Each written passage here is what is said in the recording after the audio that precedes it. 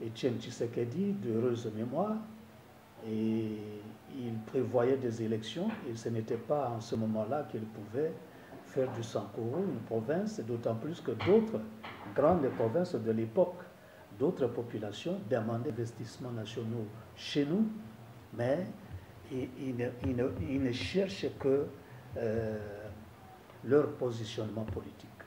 Mais je crois, c'est comme le dit l'ecclésiastique dans la Bible, il y a un temps pour tout.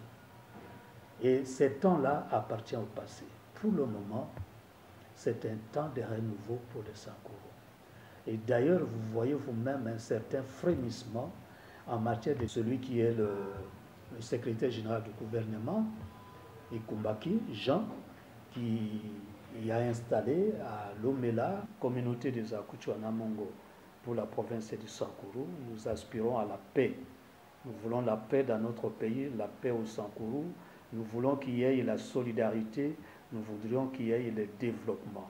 Et pour qu'il y ait le développement, c'est très important, nos églises, nos chefs coutumiers dans leurs différentes entités et les services publics, les autorités politico-administratives, nous devons chercher comment former un tout pour que notre pays sorte de cette ornière, parce que dans les concerts des nations, il y va de la crédibilité de notre pays, la République démocratique du Congo.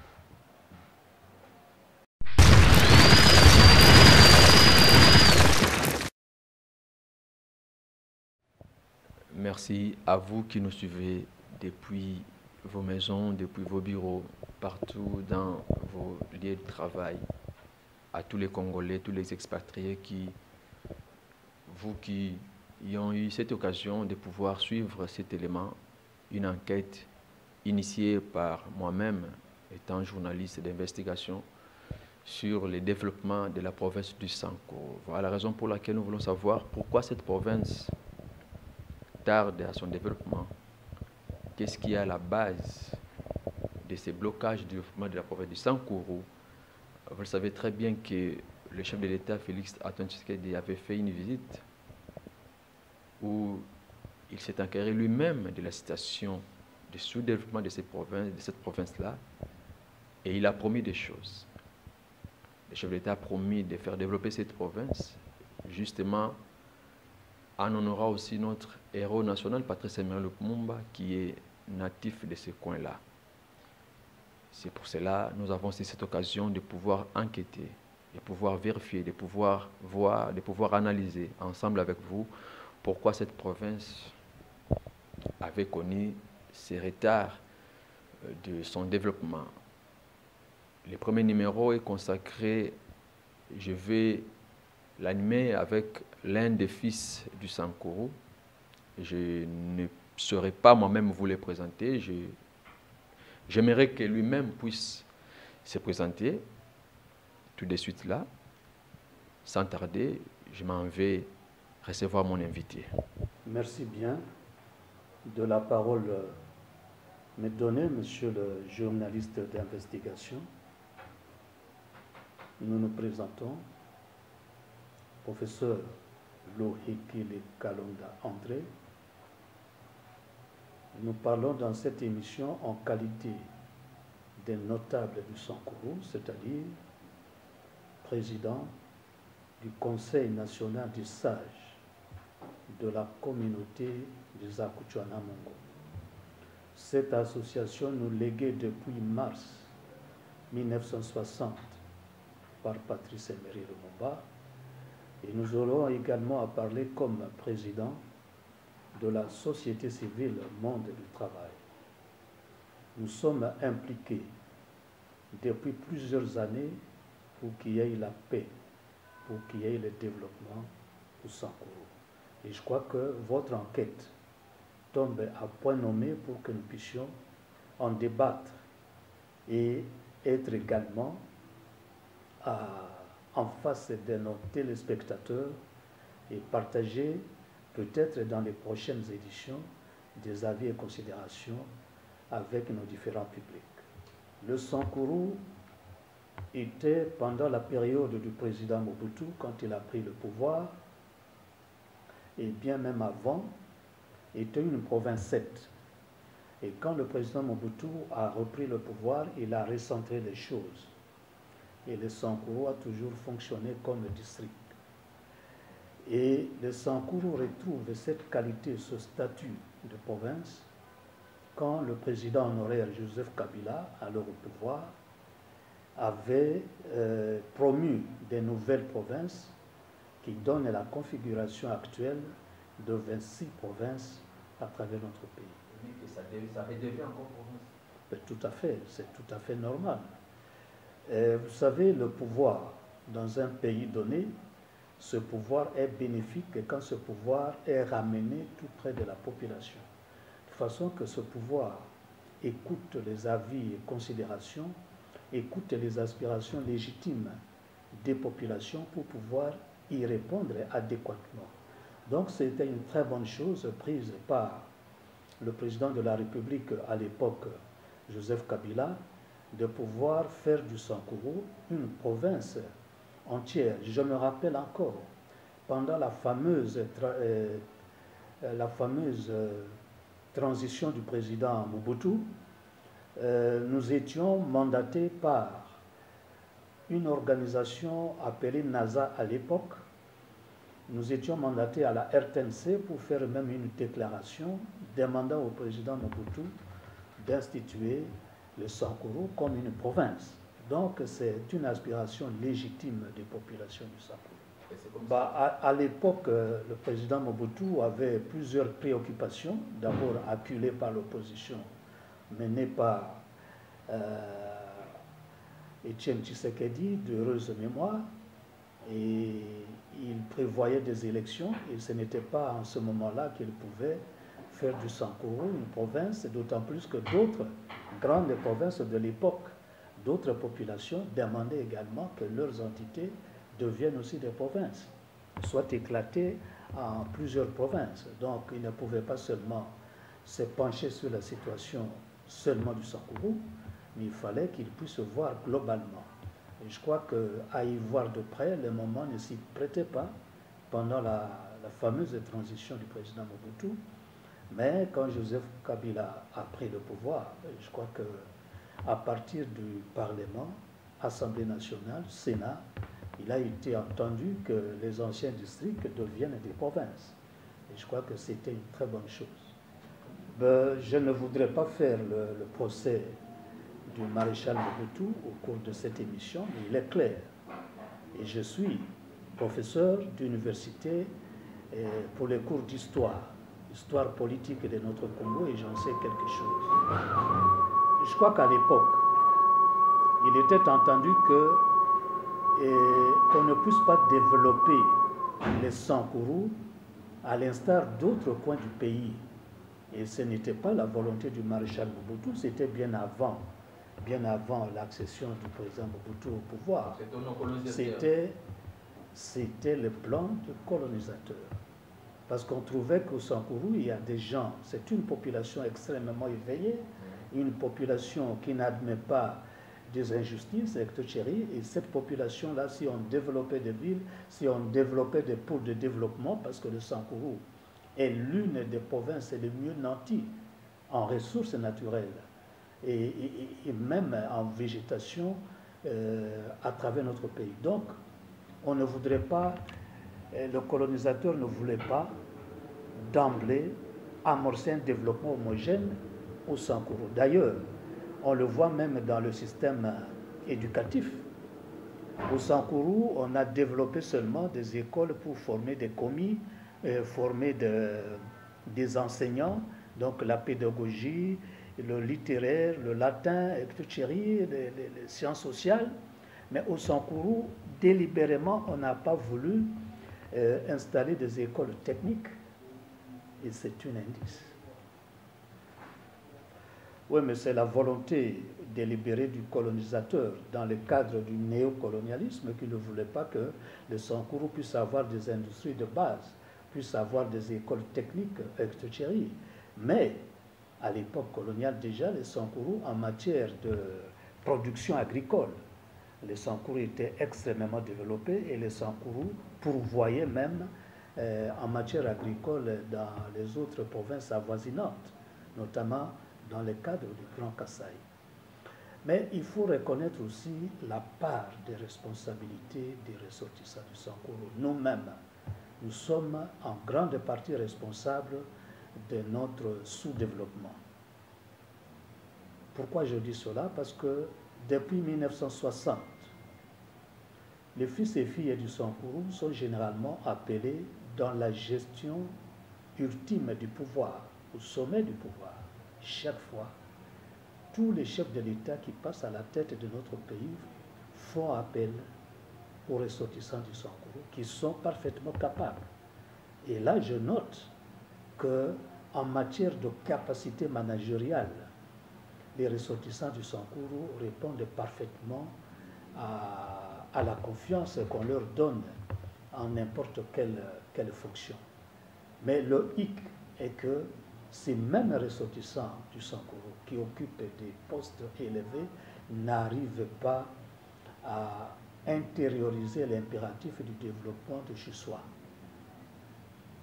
Ils s'adonnent seulement à des luttes d'influence et c'est dû à l'égoïsme. On voudrait rester seul dans le firmament du pouvoir et pas les autres. En ce moment-là, les gens se combattent et les gens s'annihilent au niveau de la synergie qui devait poser au niveau de la province. C'est pourquoi, depuis 60, nous sommes en train, au niveau du Sankuru, de végéter dans le marasme, de végéter dans la misère. Parce que les filles et les fils du Sankuru, qui sont valeureux au niveau national, n'arrivaient pas à s'entendre et ramener les investisseurs chez nous, s'entendre pour peser au niveau du gouvernement central, pour qu'il y ait des investissements nationaux chez nous, mais ils ne cherchent que leur positionnement politique. Mais je crois, c'est comme le dit l'ecclésiastique dans la Bible, il y a un temps pour tout. Et ce temps-là appartient au passé. Pour le moment, c'est un temps de renouveau pour les Sankuru. Et d'ailleurs, vous voyez vous-même un certain frémissement en matière de développement qui s'annonce avec l'avènement du président de la République, son Excellence Félix Antoine Tshisekedi Tshilombo. Et par-ci, par-là, les dignes fils et les dignes filles du Sankuru prennent lentement conscience, mais lentement et sûrement. Je parle au niveau de nos églises de base, au niveau du diocèse de Tchumbe, diocèse de Kolé, au niveau de l'église kibangiste, au niveau de l'église méthodiste protestante de chez nous. Il y a eu certaines prises de contact, prises de conscience, au niveau même des acteurs politiques. Et je crois qu'il y a quelque chose qui est en train de changer. Et dernièrement, il y a nos députés et sénateurs qui ont accompagné l'exécutant du projet à Luja pour les têtes d'érosion qui minent la cité de Luja. Le chef de l'État a libéré les fonds. Et je crois qu'ils sont descendus avec l'entreprise qui va exécuter cela pour que dorénavant que cette tête d'érosion soit éradiquée dans la cité de Luja. Et nous pensons que c'est un signal également de bonne conscience auprès de nos politiciens, bien qu'auparavant, du temps de Joseph Kabila, les mêmes politiciens avaient eu de la BCECO un financement conséquent pour lutter contre les têtes d'érosion dans la cité de Luja, mais cet argent avait servi à remplir les poches de particuliers. Nous pensons que cette fois-ci, et avec l'IGF, les choses vont se faire autrement et les populations de notre territoire de Luja, de la cité de Luja, vont respirer. Nous voyons également l'attitude positive du gouverneur de province qui donne priorité aux actions de développement et qui a pris même dernièrement une mesure pour empêcher les radios communautaires qui véhiculent la haine. Il les avait fermées momentanément pour que leurs acteurs prennent conscience que ces radios communautaires-là, c'est pour relayer la cohésion, relayer le sentiment de paix, de solidarité et d'inciter les populations au travail bien fait. Mais ce n'est pas pour s'aimer la haine, la division et opposer nos propres concitoyens qui habitent dans cette partie de la République. Et nous avons salué également l'initiative de son Excellence Jean, celui qui est le secrétaire général du gouvernement, Ikumbaki, Jean, qui a installé à Lomela un poste de radio-télévision qui va couvrir, d'après ce que j'ai entendu, l'ensemble de la province du Sankourou. J'espère que ce projet va aider les Sankourois à la cohésion et que ceux qui vont travailler dans cet organe de presse vont promouvoir la cohésion des Sankourois. Les fils de Kouchou Membele vont chercher à inciter les populations aux travaux agricoles, que nous puissions voir les Sankourou émerger avec beaucoup de coopératives agricoles, coopératives artisanales, etc. Et même nous, au niveau de la communauté des Akuchouanamongo, nous sommes efforcés depuis un certain moment à nous y atteler, à faire le plaidoyer auprès des autorités compétentes pour que celles-ci puissent nous amener des investisseurs chez nous. Et je crois que ce projet avance merveilleusement bien. Et d'ici là, je crois que nous allons voir déjà les financements des investisseurs chez nous pour épauler les diocèses, comme je l'ai dit tout à l'heure, et l'église kébanguiste, et notamment pour Lumumba-Ville. Il y a un financement qui est prévu dans les cadres privés, mais toujours sous la sollicitude de son Excellence, Monsieur le Président de la République, pour que Lumumba-Ville prenne forme. Il y a des fonds de l'État congolais, il y a des fonds des investisseurs privés, il y a même certains investisseurs avec les plaidoyers de la communauté et la bonne attention des autorités compétentes. Il y a certains investisseurs qui vont descendre prochainement chez nous pour voir dans quel site on pourra ériger des barrages pour donner l'électricité au Sankourou. Vous savez, on ne peut pas parler du développement sans les courants électriques, sans l'eau potable. Et je crois que nous sommes en train de nous y atteler pour cela. Donc, c'est cette nouvelle vision que nous sommes en train de saluer. Tout le monde, quelque part, prend conscience que par le passé, nous avions failli, mais dans le présent, vers l'avenir, prenons conscience d'être ensemble pour aller de l'avant. Et c'est le défi auquel nous sommes attelés à relever les impératifs. Et je crois que nous allons relever ce défi parce que le peuple du Sankourou, c'est un vaillant peuple.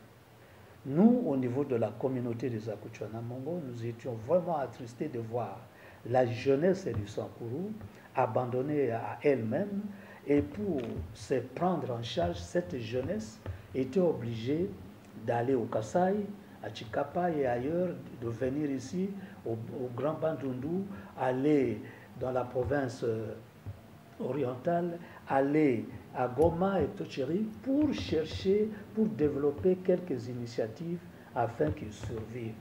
Alors qu'ils ont un bon espace chez nous, et ces jeunes-là doivent être pris en charge par nos pouvoirs publics, le gouverneur de province, par notre communauté, les initiatives que nous prenons, par nos politiques qui sont à l'Assemblée nationale et au Sénat. Il est temps pour que nous donnions un certain avenir à la jeunesse du Sankourou. Cette jeunesse qui est pétillante d'initiative, cette jeunesse qui fait le bonheur de notre espace vital. Et vous savez, monsieur le journaliste d'investigation, France Fanon, qui était à un moment donné conseiller de Patrice Emery Lumumba dans les années 58-60, France Fanon avait dit que pour que l'Afrique se développe, il faut que ce développement soit impulsé à partir du Congo, de notre pays, la République démocratique du Congo.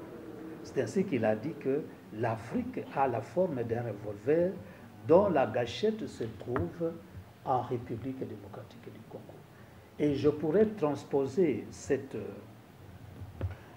vision dans notre pays, le Sankuru est le cœur de la République démocratique du Congo. Et pour que notre pays ait une grande impulsion pour l'Afrique, il faudrait que le Sankuru marche. Le Sankuru boitille jusque-là, mais il y a des ingrédients, il y a la volonté. Maintenant, nous avons cette volonté-là pour qu'il y ait la paix. Parce que pour qu'on ait un développement, d'abord, il faut qu'il y ait la paix. Les événements que nous avions appris dernièrement à Lomela, où les gens s'entretuent et tout chéri, il est temps de passer l'éponge sur cette habitude archaïque, hein, de s'entretuer, ainsi de suite, pour des visions des politiciens. Non, nous sommes tous fils et filles de la province du Sankuru et de tous les territoires du Sankuru, que nos hommes politiques nous donnent l'exemple, que nos hommes politiques nous donnent l'exemple de la concorde, l'exemple de la solidarité, l'exemple de l'unité. La même chose pour nos hommes d'église, nos prêtres, la même chose pour les acteurs de la communauté des Akuchwana-Mongo. Ainsi, nous allons former une synergie collective pour relever le défi. Tout à fait. Je commencerai par vous dire que individuellement, les personnalités du Sankuru sont très fortes sur le plan national. Mais collectivement, le Sankuru ne pèse pas. Donc notre microcosme politique ne pèse pas. Pourquoi? Parce qu'il y a ce problème que vous avez stigmatisé, l'égocentrisme. Chacun ne veut prêcher que pour sa chapelle. Il n'y a que moi qui vaut la peine. Le frère, la sœur d'à côté, non, il faut le détruire. C'est le mal du Sankuru. Et ce mal du Sankuru, ce n'est pas seulement chez les politiciens. Ce mal du Sankuru est partout, même chez les acteurs de la société civile, même auprès de nos hommes d'affaires. Donc il n'y a pas une synergie collective pour amener les populations à bon port. Et c'est à ce questionnement que nous sommes appelés à trouver des solutions maintenant. Nous, communauté des Akuchwana-Mongo, nous sommes là pour la paix, pour la concorde, pour la conciliarité, pour la conciliation, pour la cohésion, pour la solidarité, etc. Nous avons commencé par les églises. Nous sommes en train de continuer à notre sein nous-mêmes. Vous avez vu à un certain moment, certains politiciens, pas tous, ont fomenté un coup pour créer un Akuchwana-Mongo bis, tout ça, avec un officier supérieur militaire. Et je crois que cet épisode s'est terminé parce que l'État a mis le point sur les i. Et nous avions travaillé avec beaucoup de sagesse pour qu'il n'y ait pas de clash, parce qu'on voulait toujours faire en sorte qu'on puisse pointer la communauté comme une communauté irresponsable, qui ne sait pas se mettre en marche. Et je crois que pour le moment, nous avons fait montre de notre crédibilité. Et nous allons continuer avec nos politiques, parce qu'il y a certains politiques qui ont déjà compris qu'il faut qu'on soit ensemble, au lieu de chercher les divisions. Parce que les divisions qui sont là au Sankuru, en ce qui concerne les divisions qu'on voulait fomenter au sein de la communauté des Akuchwana-Mongo, c'est pour décrédibiliser. C'est pour décrédibiliser la communauté auprès des autorités compétentes. Mais ils n'ont pas réussi. Ils n'ont pas réussi et toutes les autorités compétentes savent qui est responsable de la communauté, qui sont les acteurs majeurs des autres organes de la communauté. Et ici, nous saluons la perspicacité, la sagesse, la détermination de tous les présidents des mutualités de territoire du Sankuru qui sont restés avec nous, soudés avec le comité exécutif national et les conseils national de sages, le comité des jeunes et des femmes, ensemble, malgré les menaces, malgré des empoisonnements, malgré vraiment une campagne odieuse dans la presse, nous avons tenu bon en silence, et je crois que ça appartient au passé. Et même ceux de nos frères et sœurs qui étaient égarés dans cette aventure sans lendemain, nous sommes à bras ouverts pour qu'ils reviennent dans les bons sentiments et nous allons continuer ensemble pour développer notre province et développer notre pays.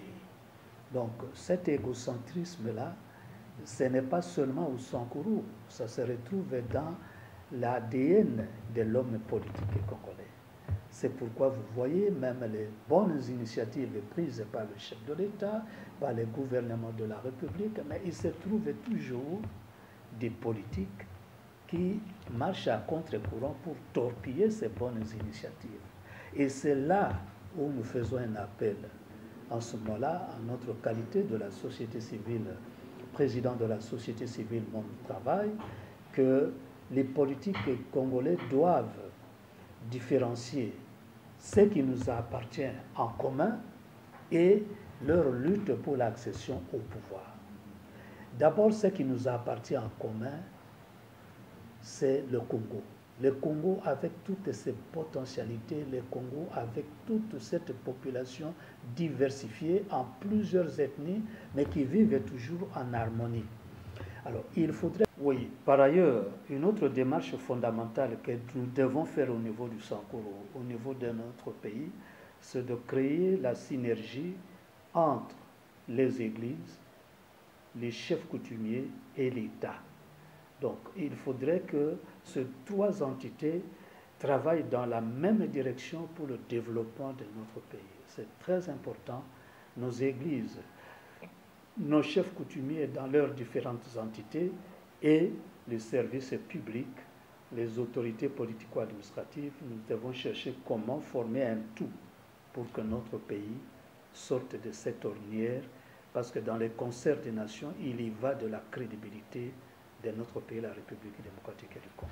Pour que notre pays avance, il faudrait que nous puissions privilégier, et nous les acteurs sociaux, et les économiques, ainsi que la classe politique congolaise, que nous puissions ensemble sauvegarder ce que nous avons en commun, notre patrimoine commun, c'est le Congo, son développement.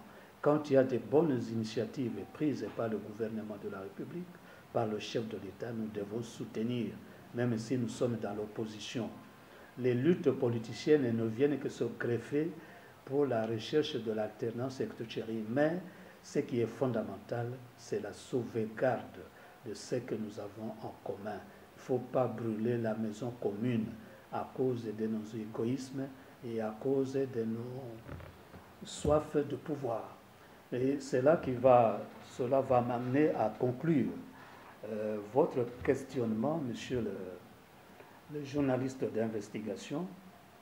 Nous, société civile congolaise, en général, nous, communauté des Akutu-Anamongo, pour la province du Sankuru, nous aspirons à la paix. Nous voulons la paix dans notre pays, la paix au Sankuru. Nous voulons qu'il y ait la solidarité, nous voudrions qu'il y ait le développement. Et pour qu'il y ait le développement, il faudrait qu'on soit ensemble, unis, regardant dans la même direction.